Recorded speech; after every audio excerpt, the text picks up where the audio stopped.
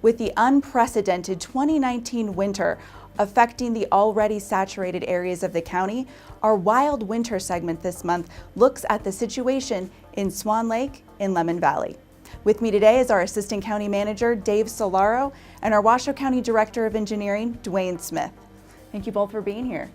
Good morning. Good morning. So a quick recap. The 2017 water year was record-breaking, not only here for us, but the entire West Coast.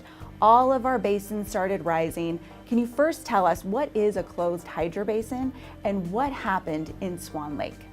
Yeah, so actually a closed hydrobasin is pretty simple. It's basically, think of it as a bathtub. There is no outlet on the top side for water to spill out. Lake Tahoe has a spillway, creates the Truckee River, runs into Pyramid Lake. Pyramid Lake is actually in a closed hydrobasin. It is a terminal lake.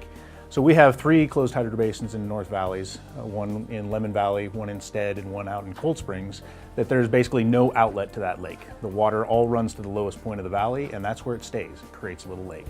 So that is a closed hydrobasin. So what happened in the Swan Lake closed hydrobasin? Well, you know, of course, Amy, starting in the winter of 2016 and moving into the spring of 2017 with that unprecedented amounts of precipitation we saw, and of course being a closed basin with no outlet, water levels started to rise. And those water levels continued to come up, and we saw a peak in March of 2017. With that, there was a lot of flooding that occurred over roadways, over properties, and very unfortunately, we had 3 homes within the Swan Lake area that actually had water in the living spaces. In addition, we had folks that couldn't get to their houses because of that floodwater. And so those folks, we ended up working with the state to put those people into apartments or long-term housing until the waters could either be controlled and kind of put back into the lake, or that the evaporation rates would allow for the lake levels to drop naturally. And that's what occurred in the 2017 spring.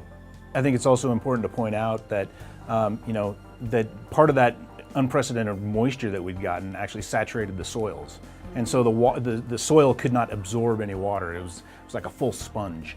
And so that water just ran off the road. It ran off the sagebrush, it ran off the, any open space, all the way down into the bottom of the basin. It did not soak into the ground like most people think, that the water hits the ground and it'll soak in for the most part. But with the saturated soils, it wasn't allowing that to happen.